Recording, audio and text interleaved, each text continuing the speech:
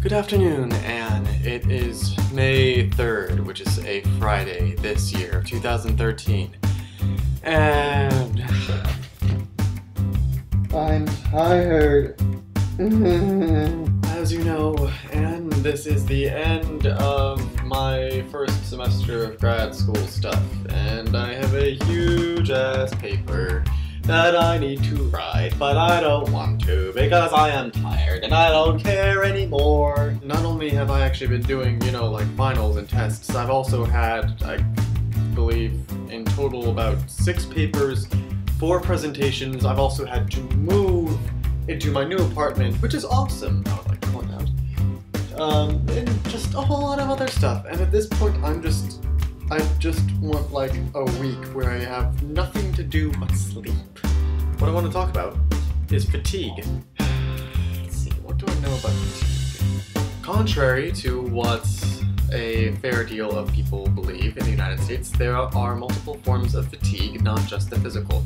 There's also mental, emotional, and some would even say spiritual. It's easy to measure physical fatigue. It's when you've been doing a whole lot of things for a very long time and your body just quits on you. But I need to write this paper! That actually happened last night. And when it comes to mental and emotional kinds of fatigue, it's actually the exact same thing.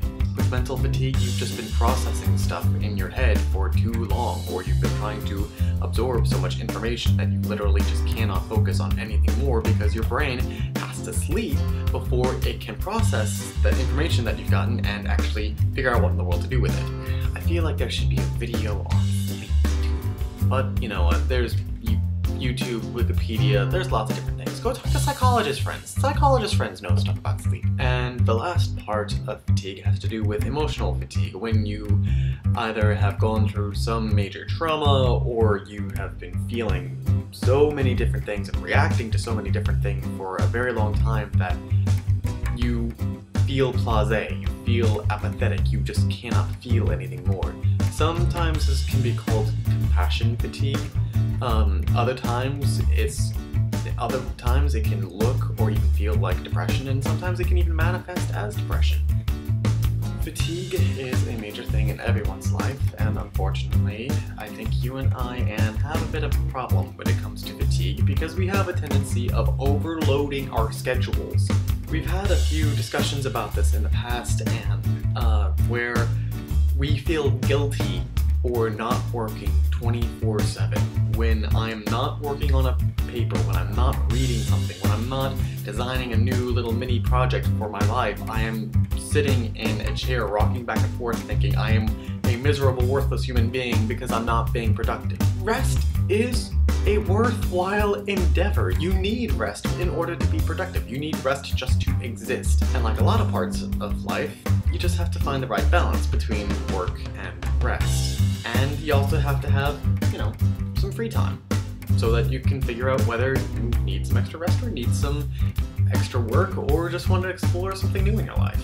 I feel like this reality is not exactly well respected in the United States, especially out here on the East Coast. And there's cultural and historical reasons for that. I mean, that was one of the core ideas of Puritan ideology and social norms, and those norms have continued on to this day, even if a lot of the religious norms haven't.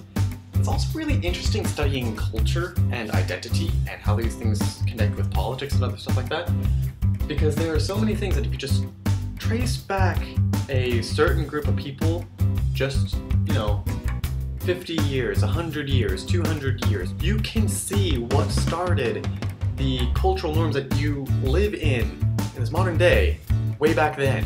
You can actually see it. And to me that's fascinating. I'm getting very off topic. I'm sorry, I'm tired. Yeah, I think I made my point about fatigue and work and rest, that we all experience fatigue of some sort or another. There are many different kinds of fatigue, and we need to both work and rest and have free time. That is what we humans need. And I, for one, would really like to have a social milieu that respects that.